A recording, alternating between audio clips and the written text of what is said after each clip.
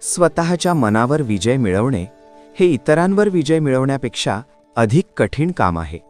त्यामुळे सर्वात पहिले स्वतःच्या मनावर विजय मिळवायला शिका. एका मेणबत्तीने तुम्ही हजारो मेणबत्त्या पेटवू शकता. आनंदाचेही तसेच आहे. तुम्ही जितका आनंद वाटणार तितका तो वाढणार. आनंद हा वाटल्याने कधीच कमी होत नसतो. आपलं आयुष्य हे दुसऱ्यांच्या आयुष्याशी तुलना करत राहिल्यास तुम्हाला कधीच मनःशांती मिळणार नाही. आपल्याकडे जे आहे त्यामध्ये आनंदी राहा.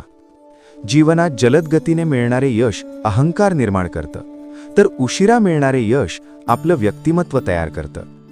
आयुष्य आणि पुस्तकातले व्याकरण सारखेच असते.